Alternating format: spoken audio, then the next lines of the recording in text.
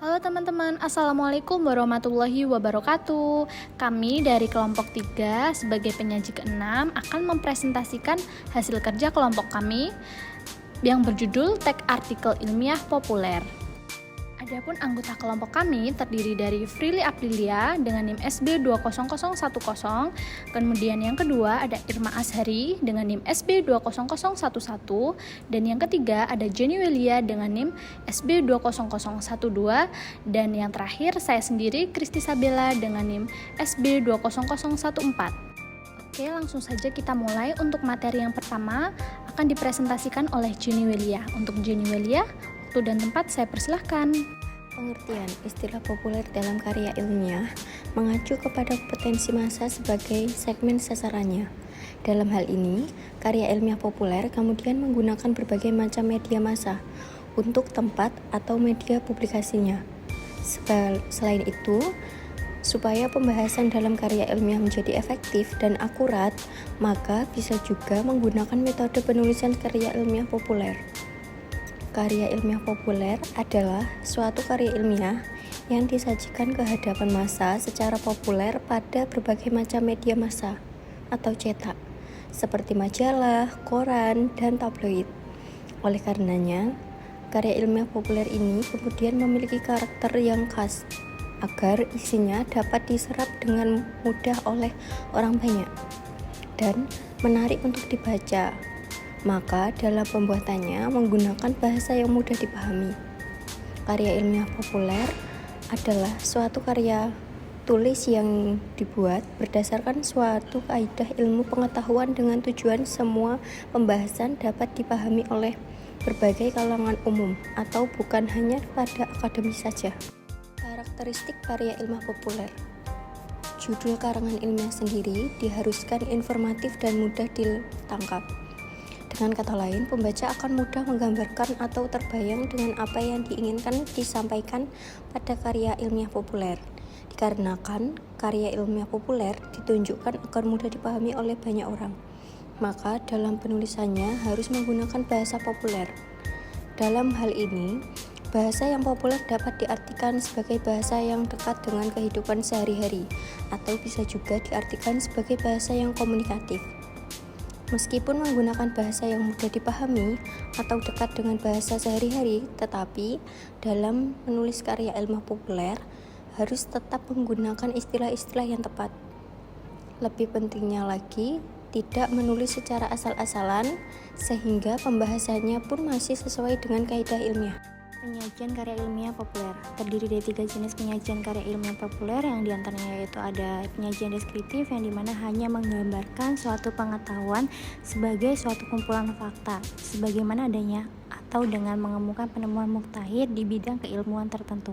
Yang kedua, penyajian deskriptif tetapi disertai juga dengan penjelasan mengenai jalannya suatu proses pembentukan riwayat penemuan ataupun sejarah terjadinya hal, penjelasan mengapa hal itu terjadi. Selanjutnya, penyajian deskriptif tetapi yang disertai dengan penjelasan tentang jalannya proses pembentukan, dengan dimana riwayat penemuan atau sejarah terjadinya suatu hal.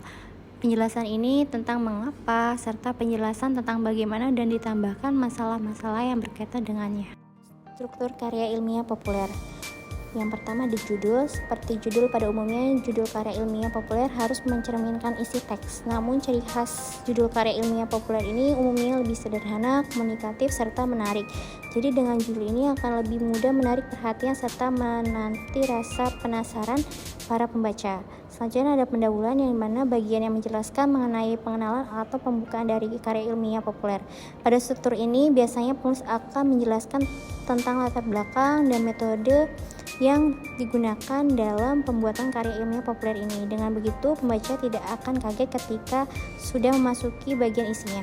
Selanjutnya isi, yang dimana badan atau isi adalah tentang pandangan ataupun analisis penulis mengenai topik yang dibahas. Biasanya penulis akan menambahkan beberapa argumen dari para ahli data yang mendukung suatu penulisan. Selanjutnya penutup, yang dimana bagian terakhir dari teks populer diakhiri dengan penutup yang isinya tak lain adalah kesimpulan penulis mengenai suatu topik yang sudah dianalisisnya. Selain itu, penulis juga dapat menyelipkan kritik dan saran yang akan mengatasi berbagai permasalahan yang telah dikaji. Selanjutnya, jenis-jenis karya ilmiah populer yang terdapat menjadi 3, yaitu ada esai, artikel ilmiah, opini. Nah, yang pertama ada esai. Nah, esai ini adalah suatu karangan prosa yang berisi mengenai suatu topik atau masalah tertentu dan ditulis dengan berdasarkan sudut pandang sang penulis. Esai juga merupakan opini, pandangan ataupun ekspresi pribadi yang dituangkan dalam berbagai bentuk tulisan. Nah, meskipun demikian, esai ini akan tetap ditulis dengan argumen yang jelas dan kuat. Selanjutnya, artikel ilmiah. Artikel ilmiah juga tergolong sebagai karya ilmiah populer yang isinya berupa ilmu pengetahuan dengan memaparkan berbagai fakta tertentu. Selain itu, ditulis dengan metodologi yang benar, tetapi tetap menggunakan bahasa yang lebih ringan. Yang ketiga ada opini, yang dimana opini ini sebagai suatu karya ilmiah populer yang berisi pendapat, ide, pikiran penulis mengenai suatu topik tertentu. Umumnya teks ini sendiri bersifat tidak objektif, tetapi isinya tetap mengedepankan mengenai suatu argumen dengan data yang jelas. Perbedaan karya ilmiah populer, formal, dan semi formal. Karya ilmiah populer yaitu karya tulis yang isinya ilmiah, tetapi menggunakan teknik penulisan dan bahasa yang mudah dipahami oleh berbagai macam kalangan. Maka dari itu, bahasa yang digunakan dekat dengan bahasa sehari-hari.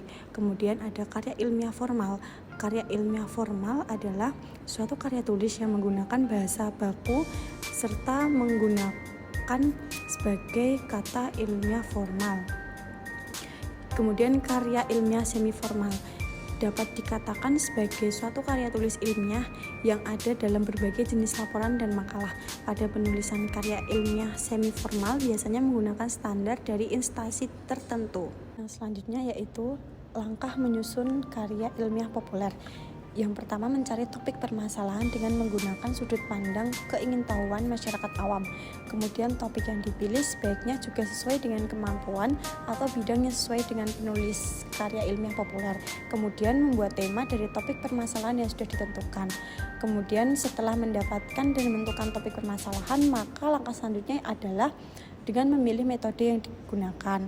Kemudian memilih data-data yang valid dan dapat dipertanggungjawabkan.